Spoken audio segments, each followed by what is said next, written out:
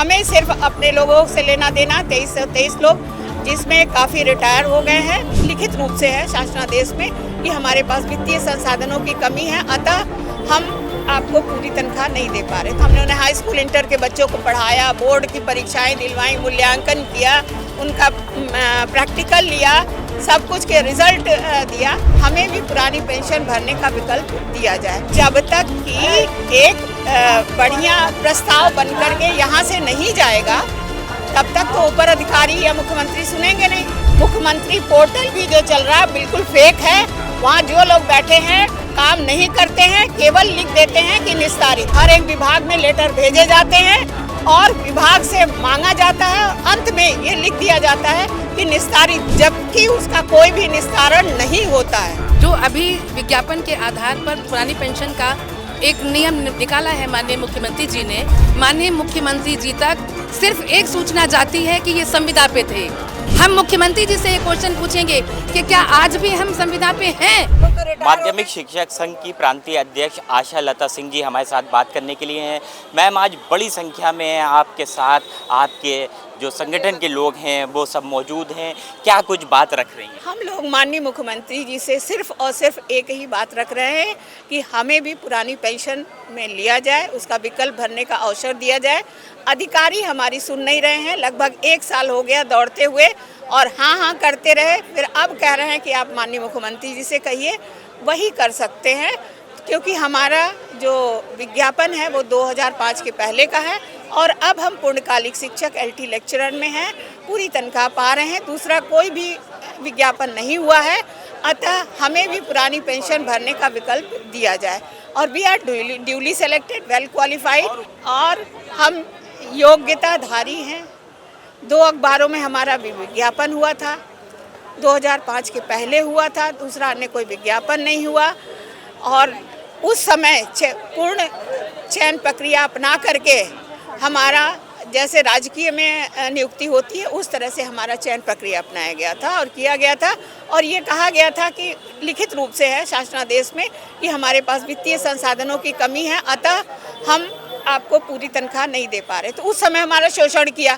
हमें तो अब कहते हैं कि तुम्हें मानदेय मिलता था इसलिए तुम्हें नहीं रखा जाएगा। बताइए, उस समय हमने उन्हें हाई स्कूल इंटर के बच्चों को पढ़ाया, बोर्ड की परीक्षाएं दिलवाई, मूल्यांकन किया, उनका प्रैक्टिकल लिया, सब कुछ के रिजल्ट दिया और हम तो पढ़ा रहे थे और जिनका करने जा रहे हैं उनका सिर्फ विज्ञापन हुआ है।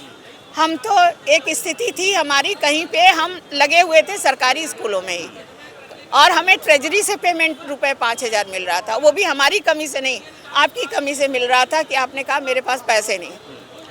और अब कह रहे हैं कि तुम्हें मानदेय मिलता था इसलिए अब तुम्हें नहीं दिया जा सकता। हमें मानदेय मिलता तो था, जिनको दे रहे उनको तो कुछ नहीं मिलता था, केवल विज्ञापन हुआ था। कौन लोग हैं ये, कौन अधिकारी हैं? अधिकारी हमारे डायरेक्टर साहब हैं, मेन हमारे डायरेक्टर हैं और हम लोगों ने प्रमुख सचिव तक भी। लेकिन जब तक कि एक बढ़िया प्रस्ताव बनकर के यहाँ से नहीं जाएगा, तब तक तो ऊपर अधिकारी या मुख्यमंत्री सुनेंगे नहीं। जब हमारा अधिकारी ही नहीं समझेगा हमको और कहेगा कि नहीं ऊपर जाके कहिए, ऊपर हम पहुँच नहीं है। जनता दर्शन में भी गए 5-6 बार, वहाँ पे भी दिया, मुख्यमंत्री पोर्टल पे भी लिखा, लेकिन सब जगह से यही लिख के आ रहा निस्तारित।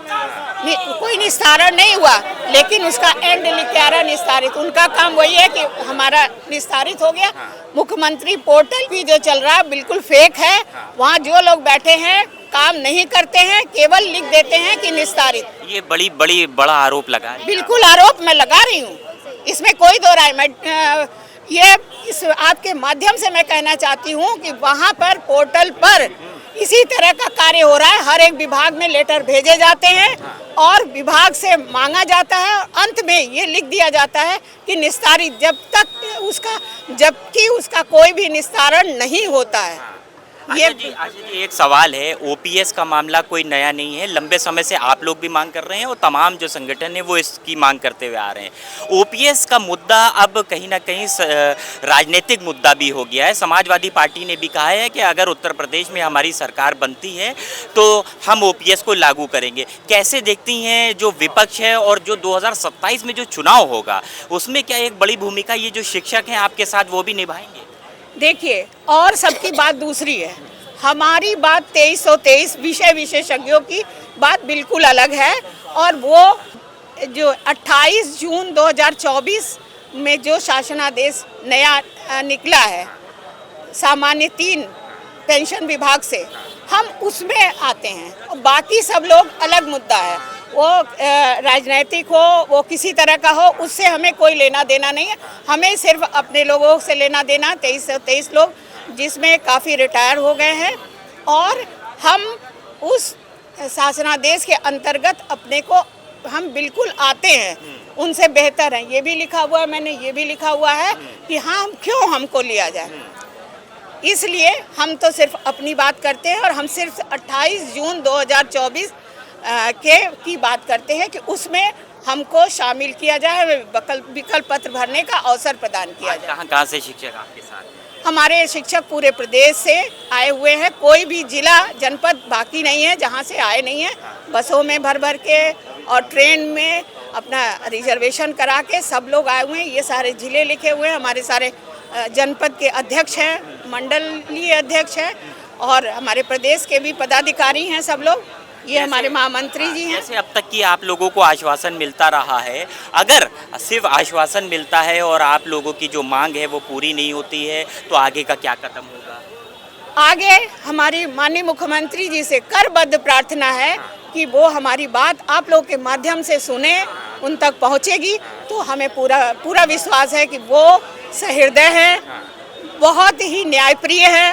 वो आप हमारी बात सुनेंगे और जरूर करेंगे। बहुत शुक्रिया बात करने के लिए। हमारे लोगों का ये कहना है कि 2001 में जब हमारा विज्ञापन हुआ था, जो अभी विज्ञापन के आधार पर पुरानी पेंशन का एक नियम निकाला है माननीय मुख्यमंत्री जी ने, योगी जी ने, कि 2004 के पहले जिनका विज्ञापन है उनको पुरानी पेंशन दी जाएगी। तभी से हम लोगों के दिल में भी ये बात आई कि हमारा विज्ञापन 2001 का है। हम लोग सब उसी समय प्रवक्ता और सहायक अध्यापक के पदों पर कर दिए गए थे।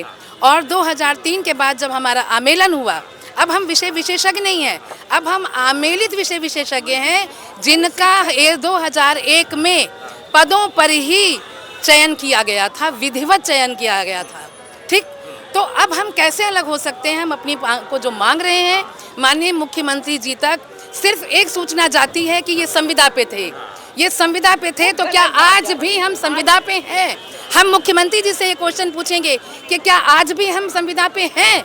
हम पूर्णकालिक शिक्षक हैं और उसी समय हमारा पद का निर्धारण हुआ था। और जब हमारा आमेलन किया गया तब भी हमारा उन्हीं पदों पर आमेलन हुआ, कुछ अलग नहीं है। तो ये हमारे साथ बात कर रही थी उत्तर प्रदेश माध्यमिक शिक्षक संघ की प्रदेश अध्यक्ष आशा लता सिंह। साफ तौर पर उन्होंने यंग भारत से बातचीत में इस बात को कहा है कि 2323 यानी बड़ी संख्या में ऐसे शिक्षक हैं जो ओल्ड पेंशन स्कीम के तहत आते हैं, लेकिन सरकार कहीं ना कहीं उनकी सुनवाई नहीं कर रही है, जिसको लेकर इन तमाम यानी उत्तर प्रदेश के इन शिक्षकों में रोष व्याप्त है और वो दर बदर भटक रहे हैं। आज उन्होंने यंग भारत के माध्यम से मुख्यमंत्री योगी आदित्यनाथ से भी गुहार लगाई है और उन्होंने कहा है कि तमाम जो शिक्षक हैं, जो विशेषज्ञ हैं, उनको ओल्ड पेंशन स्कीम में शामिल किया जाए और जो उनकी समस्याएं हैं उनको हल किया जाए। लखनऊ से कैमरा पर्सन जीशान खान के साथ अरसलान समझी।